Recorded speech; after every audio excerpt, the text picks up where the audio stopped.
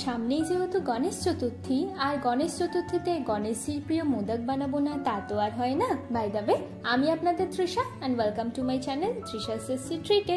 আর আজকে আমি বানাচ্ছি বেসনের মোদক। তাহলে চলুন শুরু করা যাক। এই বেসন মোদক বানানোর জন্য প্রথমেই কড়ার মধ্যে আমি দিচ্ছি 4 থেকে 5 চামচ মতো ঘি, আর ঘিটাকে আমি খুব ভালো করে গরম করে নেব। এবার এর মধ্যে আমি 1 কাপ মতো বেসন দিয়ে দেবো, আর মিডিয়াম আঁচে বেসনটাকে কিন্তু আমাদের খুব ভালো করে ভেজে নিতে হবে। দেখুন বেসনটা আমাদের লাল লাল করে ভাজা হয়ে গেছে। এবার এর মধ্যে আমি 1/2 চামচ মতো এলাচের গুঁড়ো আর 1/2 কাপ মতো চিনির গুঁড়ো দিয়ে দিচ্ছি।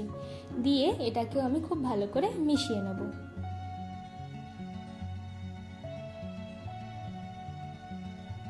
দেখুন চিনির সাথে বেসনটা আমি 2 মিনিট মতো ভেজে নিয়েছি।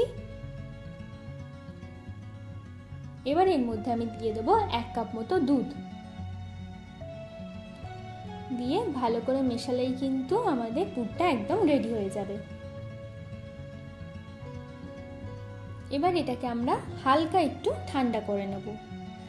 আচ্ছা, আমি এখানে মোদক মোল্ড নিয়ে নিয়েছি, যে কোনো দোকান বা অনলাইনে আপনারা কিন্তু এটাকে কিনতে পারেন। এবার এর মধ্যে আমি প্রথমে ভালো করে একটু ঘি মাখিয়ে নেব।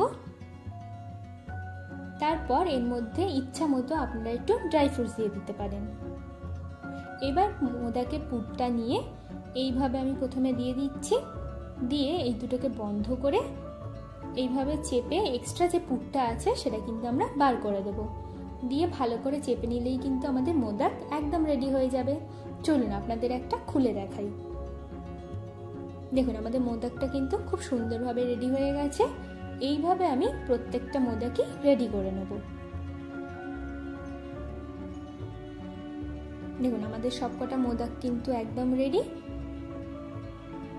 চলুন এবার এটাকে আমরা সার্ভ করে নিই। আমার ভিডিওটি যদি আপনাদের ভালো লেগে থাকে তাহলে প্লিজ একটি লাইক করবেন, প্রচুর প্রচুর শেয়ার করবেন, আর এরকম আরও ভিডিও পেতে আমার চ্যানেলটিকে সাবস্ক্রাইব করবেন। টাটা।